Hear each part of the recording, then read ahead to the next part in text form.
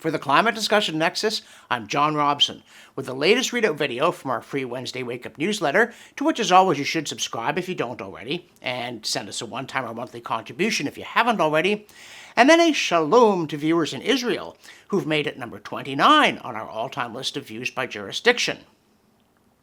And then a sneer at those everywhere who allow the words of their mouths to be a strong wind on the subject of hurricanes.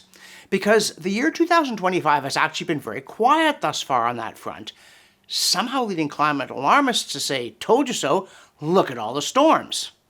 Like Euronews Green with its quote, "Hurricane Erin's rapid intensification and what it means for Europe's weather. The storm's rapid intensification has been linked to unusually warm ocean waters made more likely by climate change," end quote. Now, a real journalist might instead have pondered what Hurricane Erin became the first Atlantic hurricane of the 2025 season so late, on Friday, 15th of August, end quote, meant for Europe's weather. But no, we're doing attribution science here, not the observational kind. The Associated Press likewise tried to sow panic over a mid-strength hurricane, quote, "unlikely to make landfall along the east coast before turning farther out to sea," end quote, by saying it might cause waves. And after a lot of nothing, except some idiots swimming in stormy seas and needing to get rescued, and getting rescued, it blared, quote, "Climate scientists say Atlantic hurricanes are now much more likely to rapidly intensify into powerful and catastrophic storms fueled by warmer oceans," end quote. Yeah? Then why don't they? Even the Epoch Times peddled a "who are you going to believe, me or your own eyes" line, quote, "The 2025 hurricane season is forecast to be unusually active," end quote, and they printed it at a point in the year when reporters in particular might be interested in what actually did happen, not what someone wrongly said was going to happen. Or didn't say. Because, quote, "Earlier this month, the National Oceanic and Atmospheric Administration, NOAA, updated its outlook, projecting 13 to 18 named storms with winds of at least 39 miles per hour, of which 5 to 9 could become hurricanes, 74 miles per hour or higher, including 2 to 5 that could reach major status, 111 miles per hour or higher. In the Atlantic Basin, a typical hurricane season will yield 14 named storms, of which 7 become hurricanes and 3 become major hurricanes," the NOAA said, end quote. So, the predictions they made are right in the mid-range. Yet media report a predicted unusually active season before it doesn't happen, and then say it did after it doesn't. And from the "how can we miss you when you won't go away" file, a Daily Mail story inflicted former Canadian Prime Minister Justin Trudeau's habitual smirk on us through a cloud of carbon hypocrisy. On Instagram, continuing to drag his kids into the public eye after pleading for the press to respect their privacy, quote, "Third of the kid trips this summer, Italy with Ella Grace. Loved exploring Rome, Siena, Florence, and Lake Como with her," end quote. The other trips were to Switzerland, quote, "for some mountaineering, hike, via ferrata-ing, and more melted cheese than anyone should safely eat," end quote, and to British Columbia, which at least is in Canada. Yes, that's the same Justin Trudeau who so recently hectored us relentlessly about our grubby carbon footprints. Which is especially hard to wince and then ignore, because his successors seem just as devoted to flying about denouncing carbon, often on pretexts as flimsy as they are self-important. Even the Financial Post recently ran a lickspittle headline, quote, "In Warsaw, Carney deepens Canada defense trade ties with Poland," end quote, over equally obsequious text resembling a government press release that started, quote, "Prime Minister Mark Carney is striking a new strategic partnership with Poland that will see Canada deepen its ties in trade, defense, and energy with the fast-growing European economy," end quote. Look, I don't want to be rude, but Canada trades with Poland modestly because we're both countries. We don't do it because politicians go and grip it and grin.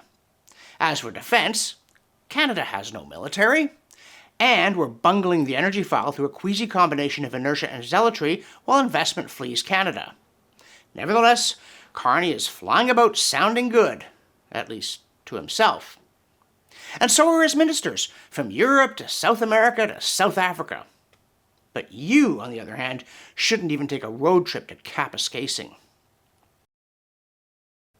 Amazingly, Canada's state broadcaster, beneficiary of lavish aid from Trudeau when he was in power and lavish promises from Carney, recently ran a Fido Ate My Climate story about a survey revealing what idiots people are about their own carbon footprint that included, quote, the top 3 individual actions that help the climate, including avoiding plane flights, choosing not to get a dog, and using renewable energy, were also the 3 that participants underestimated the most, end quote. But surely not the current or ex-prime minister. They must know that flying is verboten unless you're special. Unfortunately, they also know they are. Then, from the talk is cheap, or maybe not file, the National Post reports that, quote, Chef Daniel Hum made history when he reopened New York City's 11 Madison Park, EMP, with an entirely meatless menu in 2021. It became the world's first 3 Michelin-starred vegan restaurant the following year. After making the switch as a creative leap and a climate imperative, Hum announced on Wednesday that he's bringing meat back to the menu, telling the New York Times, I didn't realize that we would exclude people, end quote. Yeah, paying people. When you're selling food for about $365 a meal, which some people might consider excluding others, you find swallowing your own posturing remarkably easy, it seems. But we beg to differ. Also, from the Weather versus Climate file, the Cornwall Alliance notes an item from BizPac Review about, quote, a bone-chilling cold wave, end quote, in South America in July, which is, of course, their winter, quote, plunging nations like Argentina, Chile, and Uruguay into an energy crisis which laid bare the fragility of their power systems, end quote. And yes, records were broken. Just not the kind that involve climate, if you believe the media. Quote, snow blanketed Mar del Plata, Argentina for the first time in 34 years, while the Atacama Desert, the world's driest region, saw rare snowfall. Buenos Aires shivered at minus 1.9 degrees Celsius, the city's coldest since 1991. Suburbs like El Palomar dropped to minus 7.4 degrees Celsius for the first time in decades. On June 30th, Chile and Argentina ranked among the planet's coldest spots outside polar regions, end quote. So, did you see one word of it in your local paper or local TV station? One word. Oh, and as we noted last week, the Canadian government is thrashing on the green energy transition, trying to boost productivity and good governance after a decade of neglect in favor of exotic woke causes while pursuing exotic woke causes. Including, now, Rebel News informs us that of the vaunted $8 billion boost to good old defense spending, fully $4.2 billion is to decarbonize the military. Not to buy weapons, not to pay soldiers more, or to become more formidable. Instead, to spend $472 per ton of carbon eliminated, far above any rational estimate of the social cost of carbon, on a failed effort to green tanks that we don't even have, or something. And now, in pursuit of serious, practical, and effective policies on climate, we turn to China. We never tire of that old gag. But an amazing number of people don't even think it's a joke.